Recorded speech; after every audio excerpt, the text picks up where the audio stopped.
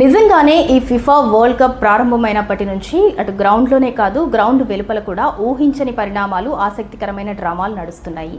ఈ రెండు వార్తలు ప్రస్తుతం సోషల్ మీడియాలో విపరీతంగా ట్రెండ్ అవుతున్నాయి.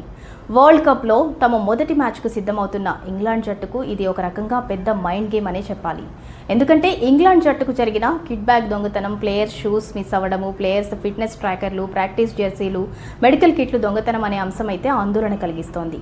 ఒక పెద్ద టోర్నమెంట్కి ముందు ఇలాంటి సంఘటన జరగటం అయితే ఆటగాళ్ల మానసిక స్థితిపై అయితే ప్రభావం చూపే అంశమనే చెప్పాలి. ఇక ఇంగ్లాండ్ జట్టుకు జరిగిన ఈ కిట్ బ్యాగ్ దొంగతనం ఉదంతం అయితే ప్రస్తుతం సోషల్ మీడియాలోనూ అటు స్పోర్ట్స్ సర్కిల్లోనూ ఒక హాట్ టాపిక్గా మారింది. అంటే ఒక పెద్ద టోర్నమెంట్కి ముందు ఇలాంటి సంఘటన జరగటం అయితే ఆటగాళ్ల మానసిక స్థితిపై అయితే ప్రభావం చూపే అంశం. ఇక జూన్ 18న క్రొయేషియాతో జరగబోయే కీలకమైన మొదటి మ్యాచ్కు ముందే ఆటగాళ్లకు అంటే కొత్త సామాగ్రిని అందించేందుకు ఇంగ్లాండ్ ఫుట్బాల్ అసోసియేషన్ అయితే అత్యవసరంగా ఏర్పాట్లు కూడా చేస్తోంది. మరోపక్క దొంగతనం జరిగిన కొన్ని గంటల్లోనే మిస్సోరీ పోలీసులు అయితే 2 అనుమానితులను పట్టుకోవటం ఇక్కడ విశేషమని చెప్పాలి. ఇక మరో అంశం, కెనడా మాజీ ప్రధాని Justin Trudeau, pop singer Katy పెర్రీల డేటింగ్ వ్యవహారం అయితే ఇప్పటికే ప్రపంచవ్యాప్తంగా టాక్ ఆఫ్ ది టౌన్గా మారింది.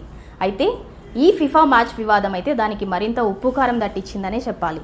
కెనడా జట్టు కూడా టోర్నమెంట్లో ఆడుతుండగా వాటిని వదిలేసి అమెరికా పరాగ్వే మ్యాచ్కు, అది గర్ల్ ఫ్రెండ్ కోసం వెళ్లడంపై అయితే కెనడా అభిమానులు సోషల్ మీడియాలో ఒక రేంజ్లో ట్రోల్ చేశారు.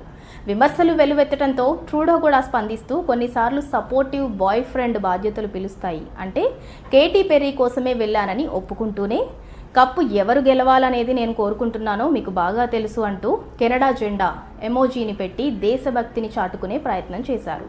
ఇక మ్యాచ్ విషయానికి వస్తే జస్టిన్ ట్రూడో చూసిన అమెరికా వర్సెస్ పరాగ్వే మ్యాచ్లో అమెరికా ఫుల్ డామినేషన్ ప్రదర్శించింది. 4-1 తేడాతో అయితే పరాగ్వేను మట్టి కరిపించింది. ఇక హోమ్ గ్రౌండ్లో తమ పట్టును కూడా నిరూపించుకుంది. జూన్ 18న జరగబోయే ఇంగ్లాండ్ వర్సెస్ క్రొయేషియా మ్యాచ్ మాత్రం చాలా రసవత్తరంగా మారనుంది. ఎందుకంటే కిట్ దొంగతనం జరిగిన షాక్ నుంచి కోలుకొని ఇంగ్లాండ్ ఎలా రాణిస్తుంది అనేది అయితే మనమందరం చూడాలి. ఇక ఈ మ్యాచ్లో మీ ప్రిడిక్షన్ ఏంటి?